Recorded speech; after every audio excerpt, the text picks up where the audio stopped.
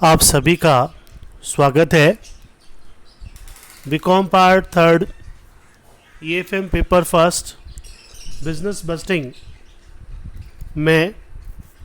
हमने पीछे business bursting के बारे में जानकारी ली। आज लोचशील बजट को थोड़ा और डिटेल से समझेंगे और इससे संबंधित कुछ प्रैक्टिकल क्वेश्चंस हैं उनको भी समझने का और सॉल्व करने का प्रयास करेंगे।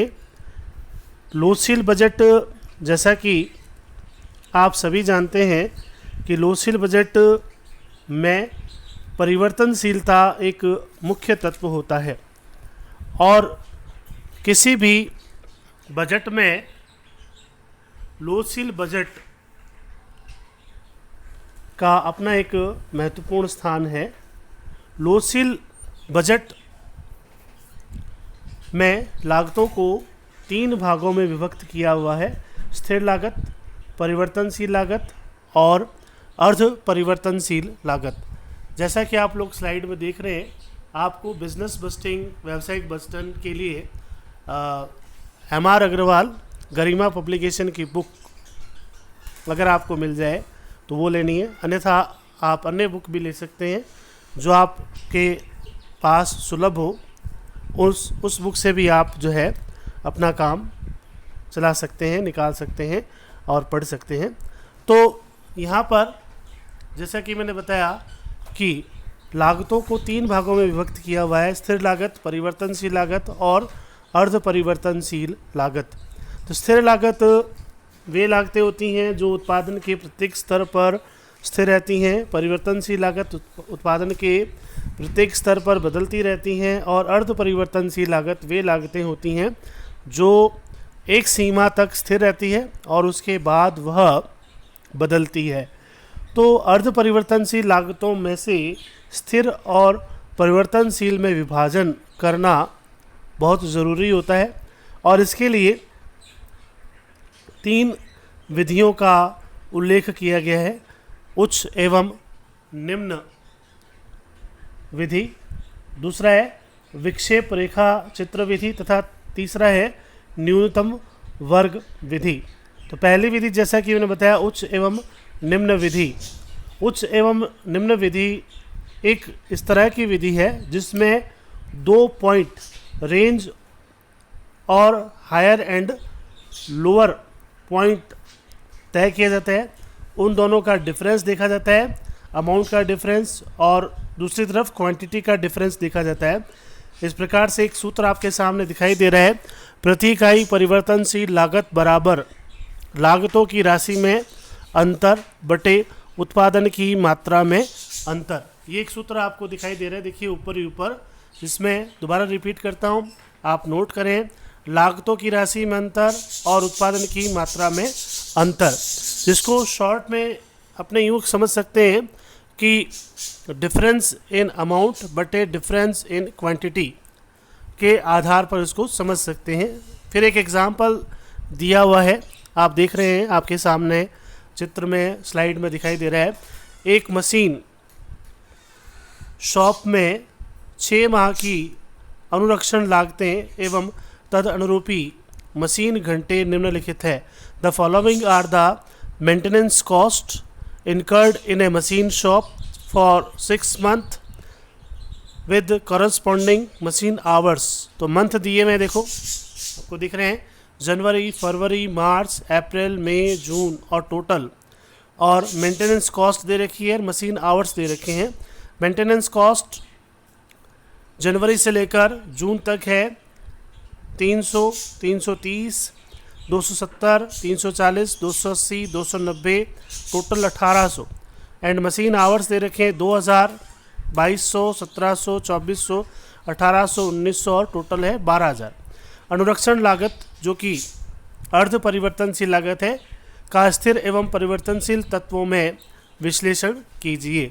वैसे अपने को बता दिया कि जो अनुरक्षण लागत है, रिपेयर एंड मेंटेनेंस कॉस्ट है, वह अर्ध परिवर्तनशील है, अन्यथा अपने को फाइंड आउट करना पड़ता है कि लागत जो है वह परिवर्तनशील है अथवा स्थिर है अथवा अर्ध परिवर्तनशील है। तो उसका तरीका क्या है कि अपने को अमाउंट में यूनिट का भाग देना है, क्वांटिटी का भाग देना है, और फिर जो पर यूनिट अपने पास अमाउंट आता है उसको अन्य क्वांटिटी से गुणा करके देखते हैं। अगर वह सेम रहता है तब तो वह स्थिर है। गुणा करने के बाद अगर पर यूनिट अगर सेम आता है तो इसका मतलब यह परिवर्तनशील है, और अगर वह उसमें कोई चेंज नहीं होता है तो वह स्थिर है। तो इस प्रकार से इसको अपने को चेक करना पड़ता है। तो जब प्रैक्टिकली अपने करेंगे तो आगे आने वाले एग्जाम्पल्स में इसको और ज़्यादा अच्छे से समझाऊंगा। फिलहाल अर्ध परिवर्तनशील लागत है, इसको दो भागों में अपने को विभक्त करना है, परिवर्तनशील और स्थिर में। तो परिवर्तनशील हिस्सा, जैसा कि मैंने ऊपर सूत्र में बताया था, लागतों की राशि में अंतर बटा उत्पादन की मात्रा में अंतर। तो आप कोई भी दो पॉइंट पकड़ सकते हैं और उन दो पॉइंट्स के आधार पर आप डिफरेंस निकाल सकते हो, अमाउंट का और यूनिट का, और फिर आप जो भाग देंगे तो अपने पास में वेरिएबल कॉस्ट पर यूनिट आएगा। जैसा कि एग्जाम्पल के सॉल्यूशन में आपको दिखाई दे रहा है, मशीन आवर्स लिखा हुआ है और मेंटेनेंस कॉस्ट लिखा हुआ है। हाई पॉइंट लिखा हुआ है 2400, लो पॉइंट लिखा हुआ है 1700। 2400 के सामने जो कॉस्ट है वह है 340, ऊपर उदाहरण में भी आप देख सकते हैं, और लो पॉइंट में दे रखी है कॉस्ट 270। डिफरेंस दोनों में 70, कॉस्ट का डिफरेंस है 70 और यूनिट का डिफरेंस है 700। तो 70 में भाग दिया 700 का, तो प्रति इकाई कितना आ गया, 10 पैसा आ गया। तो यानी कि 10 पैसा वेरिएबल कॉस्ट है, पर यूनिट जो है वो वेरिएबल कॉस्ट है। अब इसको इसमें से फिक्स का पार्ट अपने को अलग करना है। तो इसके लिए नेक्स्ट में आपको बताया हुआ, देखिए एक टेबल बना रखी है। इस टेबल में बताया हुआ है analysis of maintenance cost into fixed and variable elements. First जो कॉलम है उसमें मंथ दे रखे हैं, जनवरी, फरवरी, मार्च, अप्रैल, मई, और मशीन आवर्स दे रखे हैं जो पीछे एग्जाम्पल में थे, एज इट इज़ उतारे हैं 2000, 2200, 1700, 2400, 1800 और 1900। मेंटेनेंस कॉस्ट जैसे पीछे दे रखी थी 300, 320, 270, 340, 280 और 280। उसके बाद जैसा कि मैंने आपको बताया कि वेरिएबल कॉस्ट जो है वह 10 पैसा प्रति इकाई है। तो आप मशीन आवर्स जो है उसको 10 पैसे से गुणा करोगे, तो 2000 को 10 पैसे से गुणा किया 200 आया, 2200 को किया तो 220 आया, 1700 किया 170 आया, 2400 को किया 240 आया, 1800 को किया 180 आया और 1900 को किया 190 आया। इस प्रकार से आपको दिखाई दे रहा है। और मेंटेनेंस कॉस्ट जो अपने को दे रखी है 300, उसमें से 200 घटाया, फिक्स कॉस्ट कितनी आई, 100 रुपये। 320 में से 220 घटाया 100 रुपये, 270 में से 170 घटाया 100 रुपये। तो फिक्स हर लेवल पर फिक्स रहती है, और वेरिएबल कॉस्ट जो है वो प्रति इकाई 10 पैसा आई है, जो पिछले सूत्र में अपन ने देखा है। तो इसको हाई एंड लो पॉइंट कहते हैं। दूसरा है विक्षेपित रेखा चित्र विधि। इसमें सांख्यिकीय मेथड के आधार पर एक लाइन खींच करके फिक्स्ड पार्ट अलग किया जाता है और वेरिएबल का पार्ट जो है वो अलग किया जाता है। और तीसरा जो फॉर्मूला है वह न्यूनतम वर्ग रीति, जो आपने स्टैटिस्टिक्स में देखा था टाइम सीरीज में। न्यूनतम वर्ग रीति y बराबर a प्लस बी एक्स, ए और b का मान ज्ञात करते हैं। a यहाँ पर स्थिर है, स्थिर लागत है, b यहाँ पर परिवर्तनशील लागत है और x जो है वो मात्रा है। तो इस सूत्र के आधार पर भी हम टोटल कॉस्ट ज्ञात कर सकते हैं, जिसमें इसका जो आगे जो सूत्र डिटेल सूत्र है वो है समेशन y बराबर N A plus B X, B summation X, summation X Y बराबर a summation X plus B summation X square. इसे और डिटेल में अपने आगे जानकारी लेंगे। तो इस प्रकार से आपने देखा कि स्थिर लागत और परिवर्तनशील लागत को एक छोटे से सूत्र के माध्यम से भी अपने अलग कर सकते हैं। फिर उसके बाद लोचशील बजट को बनाने की विधियाँ। लोचशील बजट को 3 विधियों से बनाया जा सकता है। पहला है बहुक्रियाशीलता या सारणिक विधि, मल्टी एक्टिविटी टेबुलर मेथड। दूसरा है सूत्र या अनुपात विधि, फॉर्मूला और रेशियो मेथड। और तीसरा है रेखा चित्र विधि, ग्राफिक मेथड। 3 मेथड से लोचशील बजट बनाया जा सकता है। तो पीछे वाले एग्जाम्पल में तो अपन ने देखा है कि किस प्रकार से स्थिर लागत और परिवर्तनशील लागत को अलग अलग किया जाता है। अर्ध परिवर्तनशील लागत के दो टुकड़े करके स्थिर लागत और परिवर्तनशील लागत को अलग अलग किस प्रकार से किया जाता है। अब हम समझ रहे हैं लोचशील बजट बनाने की विधियाँ। लोचशील बजट बनाने की 3 विधियां हैं, जैसा कि अभी मैंने बताया है। बहुक्रियाशीलता या सारणिक विधि, मल्टी एक्टिविटी और टेबुलर मेथड। दूसरा है सूत्र विधि या अनुपात विधि, फॉर्मूला और रेशियो मेथड। और तीसरा है रेखा चित्र विधि, ग्राफिकल मेथड। तो सबसे पहले बहुक्रियाशीलता विधि या सारणिक विधि को समझेंगे। तो फ्लेक्सिबल बजट, इसका एक नमूना आपको दिखाई दे रहा है, स्पेसिमेन दिखाई दे रहा है फ्लेक्सिबल बजट, जिसके अंदर आपने लिखा है normal level of activity 80%, 80%, normal level of activity 80%, यानी कि ये 80% पर अपने को दिया हुआ है। इसके आधार पर अपने को 50% और 100% का बजट बनाना है। 50% और 100% का बजट बनाना है। इसलिए आप देखें एक टेबल बना रखी है, इसमें लिखा हुआ है फर्स्ट कॉलम में पर्टिकुलर, सेकंड कॉलम है कैपेसिटी।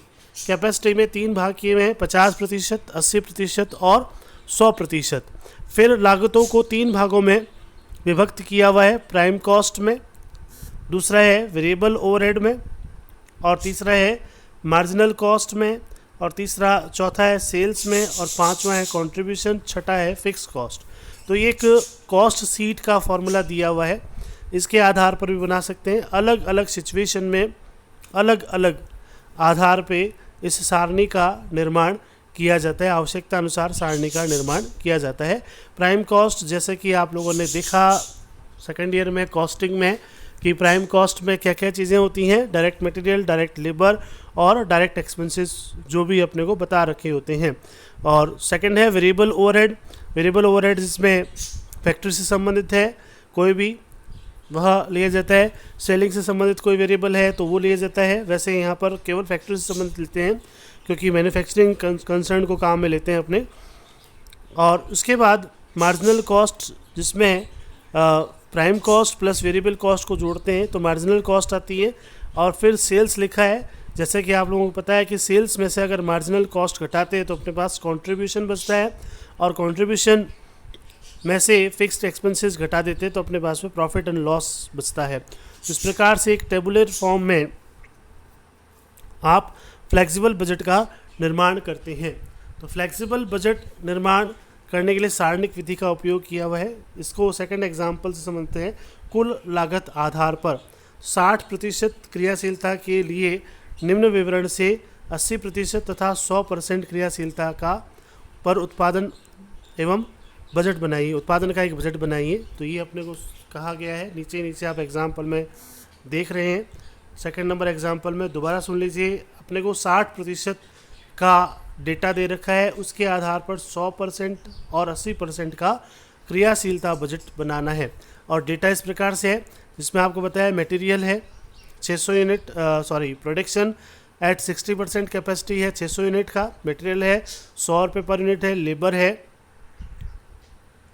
है 40 रुपये पर यूनिट, एक्सपेंसेस है 10 रुपये पर यूनिट, फैक्ट्री एक्सपेंसेस है 40,000, 40% फिक्स्ड है, एडमिनिस्ट्रेटिव एक्सपेंसेस 30,000 जिसमें से 60% फिक्स्ड है। तो इस एग्जाम्पल में हम समझेंगे कि किस प्रकार से फ्लेक्सिबल बजट का निर्माण किया जाता है। आपको एक्टिविटी लेवल दे रखा है 60%, जिसके आधार पर 60, 80 और 100 का बजट बनाना है। तो ये 3 कॉलम खींचे हुए हैं। सबसे पहले प्रोडक्शन यूनिट लिख दिया अपन ने कि 600 यूनिट, 60% पर 600 यूनिट है तो 80% पर यूनिट कितनी हो जाएंगी 800। कैसे ज्ञात करेंगे, 600 भाग 60 गुणा 80। इसी प्रकार से 100% पे हो जाएगी 1000। फिर है डायरेक्ट कॉस्ट यानी कि मटेरियल, लेबर और एक्सपेंसेस डायरेक्ट कॉस्ट है, क्योंकि ये पर यूनिट दे रखा है अपने को, इसलिए सीधा अपने को लिखना है डायरेक्ट में। तो मटेरियल है 100 रुपये से गुणा कर दिया 600 को, 800 को और 1000 को। लेबर में 40 से गुणा कर दिया 600 को, 800 को और 1000 को। एक्सपेंसेस को भी 10 रुपये से गुणा कर दिया 600 को, 800 को और 1000 को। इस प्रकार से टोटल डायरेक्ट कॉस्ट आई अपने पास में 90,000, 1,20,000 और 1,50,000। ये दिखाई दे रहा है आपको, जूम करके देख सकते हैं। इसी तरह से फैक्ट्री एक्सपेंसेस है। फैक्ट्री एक्सपेंसेस को किस प्रकार से समझेंगे, देखिए इसमें अपने को बताया 40,000 है, 40,000 का 40% फिक्स्ड है, तो 40,000 का 40% कितना हो गया 16,000। 16,000 फिक्स्ड है, बाकी बचा 24,000। 24,000 होता है 600 यूनिट पर, तो पर यूनिट कितना हो गया 24,000 में 600 का भाग दे दिया तो 40 रुपये पर यूनिट आ गया। तो अब आपको सबको 40 से गुणा करना है, तो 600 को 40 से गुणा किया 24,000, 800 को 40 से गुणा किया 32,000 और 1000 को 40 से गुणा किया 40,000। तो इस प्रकार से हम ये देख रहे हैं कि फैक्ट्री एक्सपेंसेस को अपन ने फिक्स्ड और वेरिएबल में क्लासीफाई करके दिखा दिया। इसी तरह से एडमिनिस्ट्रेटिव एक्सपेंसेस हैं 30,000 हैं, जिसमें से 60% फिक्स्ड है, तो 30,000 का 60% माने कितना हो गया 18,000।